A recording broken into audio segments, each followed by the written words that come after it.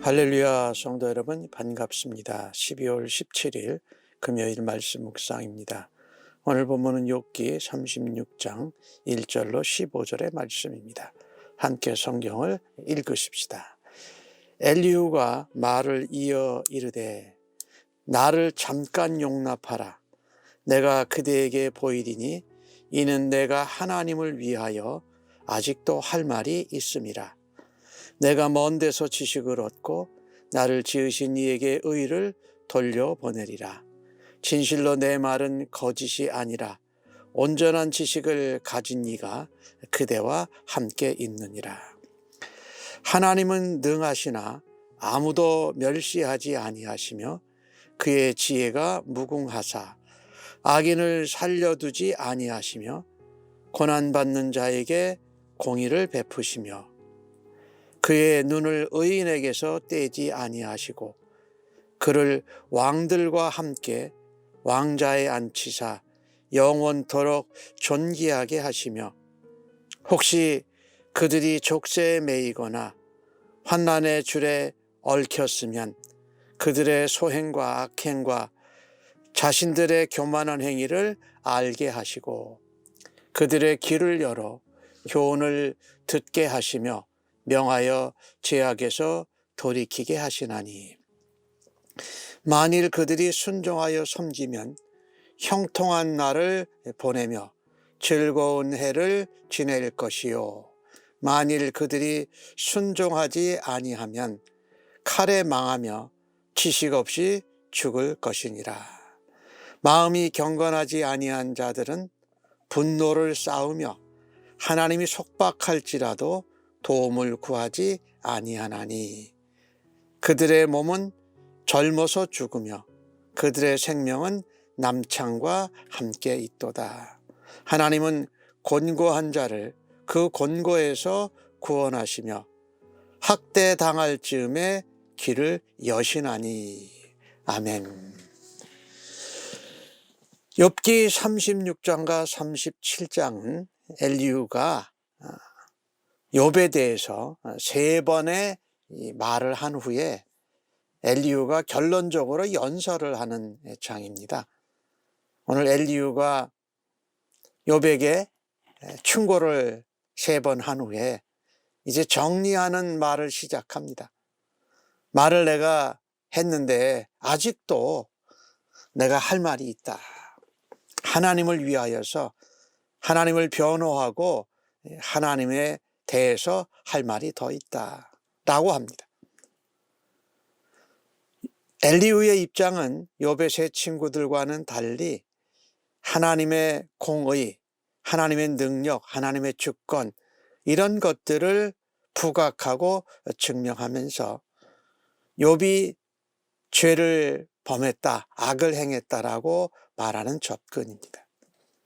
그런데 오늘 엘리후가 하는 말을 3절과 4절을 보면요, 내가 먼 데서 지식을 얻었다. 이 먼 데서는 하나님께로부터 얻었다는 말이지요.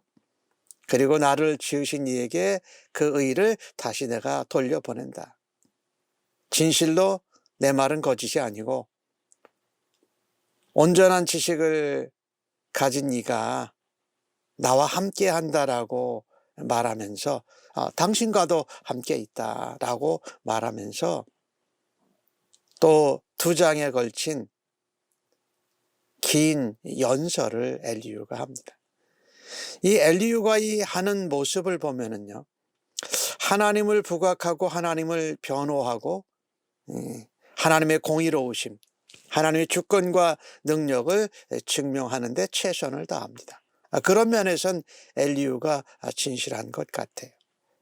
그런데 그가 하나님의 입장을 변호하고 부각한다고 하면서 그는 욥에게 또 욥의 세 친구들에게 좀 어리석은 말을 하고 또 약간은 우월한 그런 자세로 말을 하고 있습니다. 우리가 다른 사람들을 돕고 다른 사람들을 격려하고 위로할 때에 우월의식을 가지고 조언을 하거나 돕고자 하지 말아야 합니다. 그렇게 하면 그 말과 위로와 격려가 제대로 전달을 되지를 않아요. 또 이 엘리후가 지금 하는 모습을 보면은요, 하나님의 입장을 말한다고 하면서 그가 그것을 전하기 때문에 위엄도 있고 권위도 있다라고 생각하면서 오히려 하나님의 공의나 하나님의 능력, 하나님의 성품에 대해서 불완전하게 또 이렇게 모순이 되게 전하는 모습을 볼 수가 있습니다. 오늘 5절부터 하나님의 통치 방식을 그가 말합니다. 하나님은 아무도 멸시하지 않으신다. 지혜가 무궁하시다. 악인을 살려두지 않고 고난받는 자에게 공의를 베푸신다. 그의 눈을 의인에게서 떼지 않으시고 그를 왕들과 함께 왕자에 앉히사 영원토록 존귀하게 하신다. 이 말이 맞지요? 하나님은 멸시하지 않으시고 고난받는 자에게도 공의를 베푸세요. 근데 35장 12절 13절에서는 욥에게 그런 말을 했어요.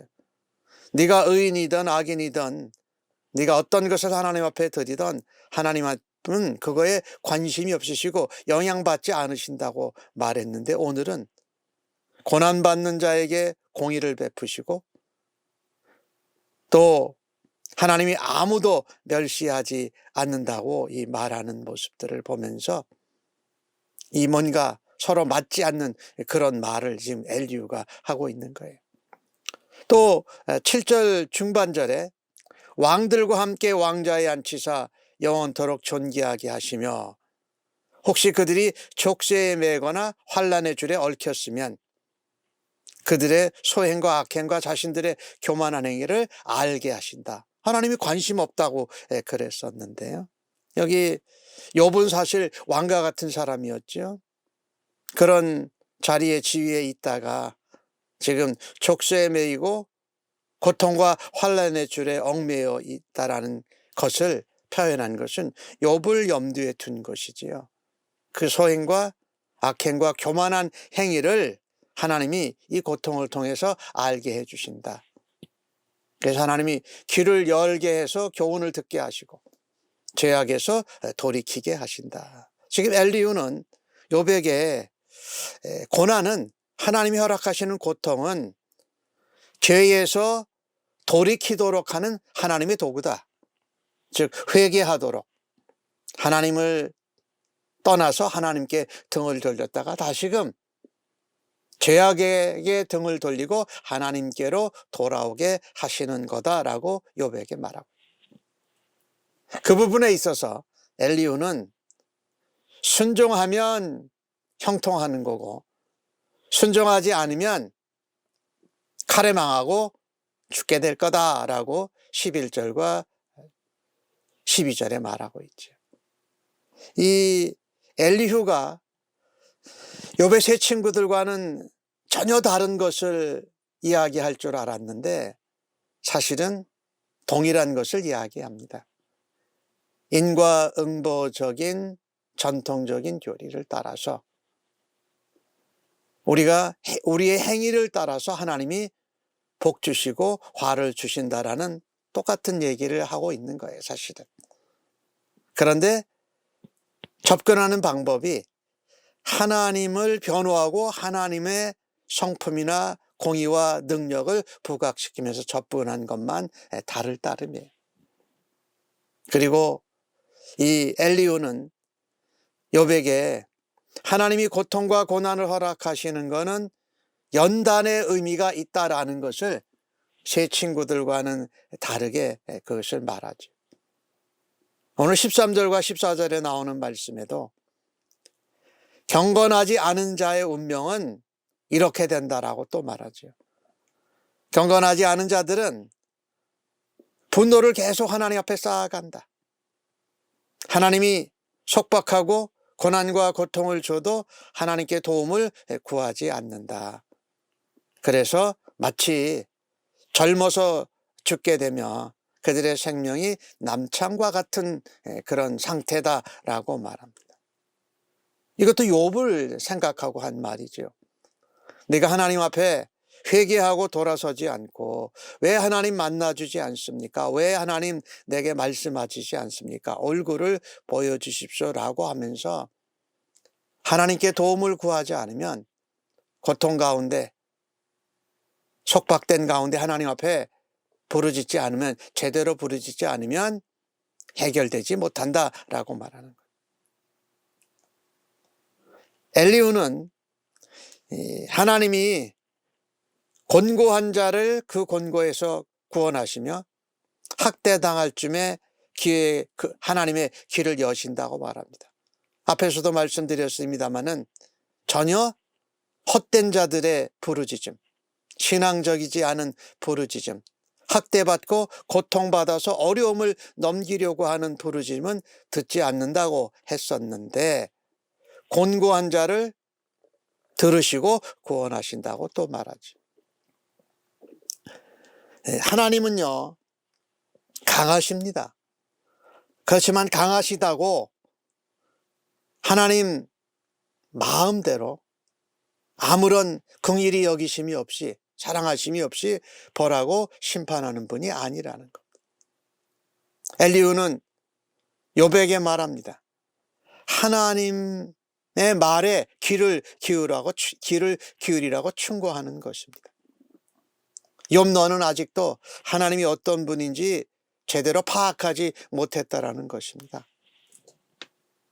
그리고 욥에게 충고하는 것은, 고난은 하나님이 심판을 피할 수 있도록, 면할 수 있도록 주시는 하나님의 사랑의 수단이다. 그러니 지금 욥이 당하고 있는 고통과 징계는 죄를 범해서 그렇다고 말하고 있는 거죠. 그래서 오늘 엘리후는 또 욥에게 말하는 겁니다. 이 고난을 통해서 더 교만해지지 말라. 그리고 네가 하나님 앞에 죄인이요 악인인 것을 돌아다 보고 죄에서 돌이키고 악에서 돌이켜서 하나님께도 돌아와 하나님의 자비를 요청하라고 말하고 있는 것입니다. 이 다른 각도로 접근을 했지만 욥의 세 친구들과 동일한 결과입니다. 네가 하나님 앞에 죄를 범하고 악을 범해서 그렇다. 단지 다른 것은 고난을 연단의 의미로 우리 엘리후는 보았고, 그 다음에 욥에게 고난을 통해서 하나님의 심판을 받지 말고 돌아서라고 하면서 고난이 하나님이 사용하시는 도구로 회개하도록 하시고 심판에 이르지 않도록 하시는 하나님의 특별한 사랑의 표현이라고 말합니다. 오늘 주신 본문을 통해서 우리가 하나님께 대해서 분명한 것은, 하나님은 아무리 보잘것없고 비천한 자라고 해도 외면하시지 않으시고 그들의 부르짖음을 듣지 않으시고 않고 반드시 들으시는 사랑과 긍휼의 하나님이신 줄로 믿습니다. 하나님이 허락하신 고난과 고통은 성도들로 하여금 성숙한 모습으로 변화되기를 원하시는 하나님의 사랑의 표현인 것이지요. 그래서 성도들로 하여금 더 하나님께로 가까이, 하나님의 말씀의 약속에 더 관심을 갖도록 인도하시는 하나님의 은혜요 사랑의 표현인 줄로 믿습니다. 하지만 우리가 그것을 전할 때에 내가 남들보다 낫다, 내가 그것을 전하기 때문에 나는 의로운 것처럼 우월적인 자세와 의식을 가지고 말하지 말아야 할 것이고, 내가 하나님의 공의와 하나님의 능력과 그분의 성품을 전한다고 할 때 부족하게, 합리적이지 못하게, 불완전하게 전하는 실수를 우리가 하지 않도록 하나님의 말씀을 잘 이해하고 전할 수 있는 겸손한 자 되게 하시고 지혜로운 자 되기를 간절히 바랍니다. 아멘. 하나님을 변호하고 하나님을 부각시킨다고 하면서 하나님을 온전히 전하지 못하고 불완전하고 불합리한 것을 마치 맞는 것처럼, 내가 다 아는 것처럼 전하곤 하는 우리들의 부족한 모습을 주 앞에 회개하며 용서를 구합니다. 겸손하게 남을 나보다 낮게 여기며 내가 하나님을 변호하고 증거하는 것으로 내가 우월한 자의 위치에 서지 않을 수 있는 겸손하고 온유한 자로 주님을 닮아가게 하여 주옵소서.